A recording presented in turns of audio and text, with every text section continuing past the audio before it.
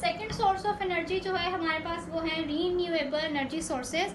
So sunlight and water power are the renewable sources of energy. They will not run out like coal, oil or gas. So this is the definition. So here we have some sources. Number one, energy from the water, जिसको हम hydro energy भी कहते हैं. So energy from water power is very cheap. Number one is energy from water. Energy जो हमें water से मिल रही होती है दैट इज़ वेरी चीप, और उसको हम कंस्ट्रक्ट करते हैं, डैम्स हम बनाते हैं एंड लोकेट करते हैं उनको सम सूटेबल जो हमारे पास लोकेशंस होती हैं वहाँ पे हम उनको बनाया जाता है. डैम को डिफरेंट पर्पस के लिए यूज़ किया जाता है. एक तो पर्पस आ जाता है उसका कि हम वहाँ पे इलेक्ट्रिसिटी प्रोड्यूस कर लेते हैं. दूसरा ये हम डैम में जो वाटर स्टोर करते हैं वो बात मतलब ऐसे सीज़न आता है जब कि बारिश नहीं होती या जो हमारे पास वाटर सोर्सेज जो है वो कम हो जाते हैं. तो जब वाटर सोर्सेज कम हो जाएं तो हम फसलों को पानी देने के लिए, जिसको इरिगेशन कहते हैं, उसके लिए भी हम जो है वो डैम को यूज़ करते हैं. जब वो वाटर जो हम स्टोर कर रहे होते हैं डैम में वो जनरेट करते हैं हम इलेक्ट्रिसिटी प्रोड्यूस करने के लिए. जो कि किसी भी किस्म का जो वेस्ट है वो प्रोड्यूस नहीं हो रहा, इनडायरेक्टली अपने इस्तेमाल में रहा लें. डायरेक्टली का मतलब है कि हम डे टाइम में हम उसको यूज़ करते हैं, और इनडायरेक्टली का क्या मतलब है कि हम इस सनलाइट को स्टोर कर लेते हैं, जो कि हम उसको तब यूज़ करते हैं जब हमारे पास जो सनलाइट प्रेजेंट नहीं होती, लाइक नाइट टाइम. तो sunlight does not pollute the environment in any way. The sun rays are the ultimate source of the life on the earth, very essential. So we are depend on the earth for all our food and fuels. Sunlight से, जैसे मैंने आपको बताया था कि photosynthesis के ज़रिए हम जो प्लांट्स हैं वो फूड प्रोड्यूस करते हैं. So if we find a suitable method to use a fraction of solar energy reaching the sun, then it will be enough to fulfill our energy requirement.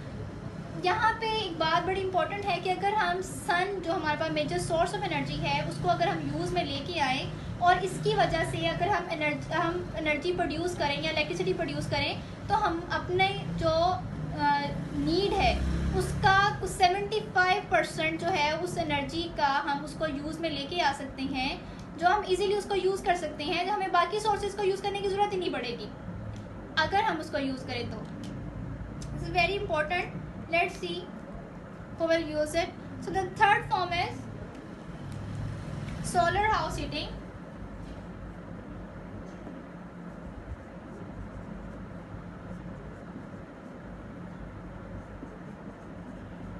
Sunlight का एक major use आ जाता है इसमें solar house heating में.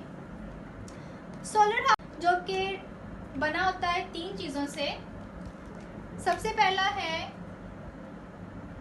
Source है अ collector. Second में हमारे पास आता है a storage device.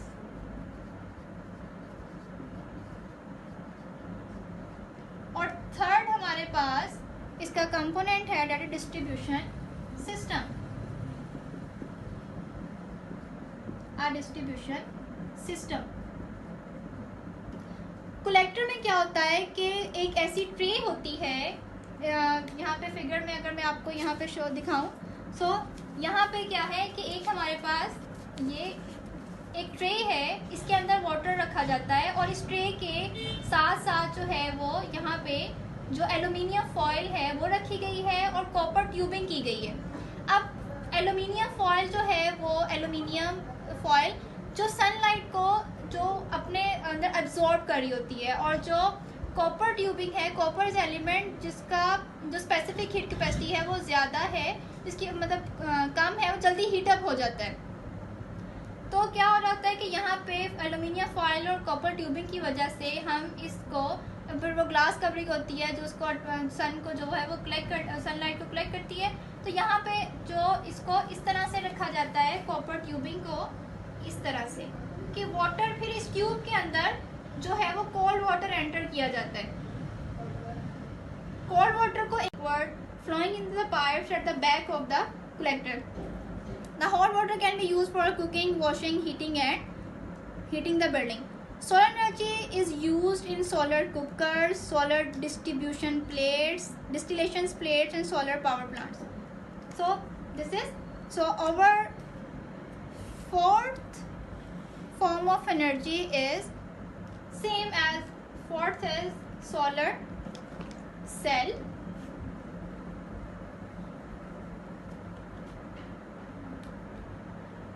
Energy from the sun से हम सोलर हीटिंग में आते हैं और सोलर हीटिंग से हम आ रहे हैं सोलर सेल की तरफ। सोलर सेल आजकल बहुत ज़्यादा फेमस हैं पाकिस्तान और में भी वर्ल्ड वाइड, कि यहाँ पे क्या हो जाता है कि एक सोलर पैनल प्लेट होती है जो कि जहाँ पे सनलाइट ज़्यादा फॉल करती है उस डायरेक्शन में उसको रखा जाता है, तो वो बनाई जाती है, वो बन रही होती है। उनके सोलर सेल्स होते हैं, इनको फोटो सेल्स कहते हैं। फोटो का मतलब होता है लाइट, तो वो लाइट के सेल्स होते हैं जिसमें जो सनलाइट जो है वो उसको स्टोर किया जाता है। वो जब वो बनी होती है सिलिकॉन वेफर की, सिलिकॉन वेफर की बनी होती है, उसको कहते हैं फोटो सेल। अब ये फोटो सेल जो है जब ये आपस में कंबाइन होते हैं तो ये क्या ये बनाते हैं हमारे पास large number of solar cells. जब वो ये कंबाइन हो रहे होते हैं, फोटो सेल्स जब कंबाइन करते हैं सोलर पैनल, ये भी बड़ा चीप हमारे पास सोर्स है जिससे हम इलेक्ट्रिसिटी जनरेट करते हैं। इसके अंदर क्या होता है, जो सनलाइट है वो स्टोर हो रही होती है। जब वो सनलाइट स्टोर होती है तो उसके बाद ये हम उसके बैटरीज के अंदर हम केमिकल रिएक्शंस के अकॉर्डिंग हम वहाँ पे बैटरीज यूज़ करते हैं। जो सोलर पैनल से जो हीट प्रोड्यूस हो रही होती है, जो सनलाइट एनर्जी प्रोड्यूस हो रही होती है, उसको बैटरीज के अंदर हम स्टोर कर लेते हैं और उस टाइम यूज़ करते हैं जब हमारे पास जो सोलर सन जो है वो प्रेजेंट नहीं होता, या हम इसको कन्वर्ट कर लेते हैं इलेक्ट्रिसिटी में तो हम इसको यूज़ करते हैं। अच्छा, इसका जो मेजर जो यूज़ आ जाता है, जैसे हम देखते हैं कि जो हमारी स्ट्रीट लाइट्स होती हैं, मतलब डिफरेंट ऐसी जगह पे जहाँ पे इलेक्ट्रिसिटी नहीं होती, वहाँ पे स्ट्रीट लाइट्स जो है वो सड़कों पे जो लाइट होती है वो उसके ऊपर हमें सोलर पैनल्स रखे होते हैं कि वो एनर्जी को स्टोर करते हैं और वहीं पे एनर्जी प्रोड्यूस करते हैं, और लाइट रात के टाइम में वो हमें रोशनी दे रहे होते हैं, दिन के टाइम में वो स्टोर कर रहे होते हैं एनर्जी। या टेलीफोन बूथ्स होते हैं, उनके छतों पे जो है वो सोलर पैनल लगा दिया जाता है और नाइट टाइम में वहाँ पे मतलब दिन में या रात में हम वहाँ पे जो वो लाइट जो वो प्रेजेंट होती है, इलेक्ट्रिसिटी प्रेजेंट होती है और वहाँ से हम उसको यूज़ कर लेते हैं। या आपने कभी कैलकुलेटर्स देखे हो तो उनके ऊपर एक छोटे से 3 तरह के इस तरह से बना होता है ये, तो ये क्या होता है, ये सोलर प्लेट है, छोटी सी सोलर प्लेट है। तो इसमें क्या होता है कि इस पर सनलाइट फॉल करती है तो वो जो उसका सेल होता है the back of the your calculator, तो उसको वो मतलब बूट अप रखता है कि उसको वो यूज़ कर सकते हैं हम उसको इजीली कर रहे हैं। लाइक हम जो समुद्रों में जहाज़ चलते हैं वो विंड एनर्जी के ज़रिए उनको मूव करवाया जाता है। या जब आपने देखा हो कि जो हमारे पास ये विंड माइल्स होती हैं, विंड टर्बाइंस होती हैं, वो चल रही होती हैं, तो वो वहाँ से हम विंड टर्बाइन से जो जनरेट कर रहे होते हैं इलेक्ट्रिसिटी, वो भी इसी वजह से हमारे पास प्रोड्यूस हो रही होती है। अच्छा, दूसरा ये कि डिफरेंट जो कंट्रीज़ हैं वो इस विंड एनर्जी को इस्तेमाल में ला के जो है वो 1300 मेगावाट या वो यूरोप में जो यूज़ कर रहे हैं, तो वहाँ पे भी बहुत ज़्यादा जो है एनर्जी जो है वो यूज़ हो रही है, लाइक 100 मेगावाट्स। और दूसरा जो यूनाइटेड स्टेट है वहाँ पे 13 मेगावाट जो है वो इलेक्ट्रिसिटी प्रोड्यूस की जा रही है। तो ये सारी फॉर्म्स ऑफ एनर्जी हैं जो कि विंड हमारे पास एक फॉर्म ऑफ एनर्जी है जिससे हम इजीली एनर्जी को प्रोड्यूस कर रहे होते हैं। उसके बाद हमारे पास 6 फॉर्म है, दैट इज जियोथर्मल एनर्जी।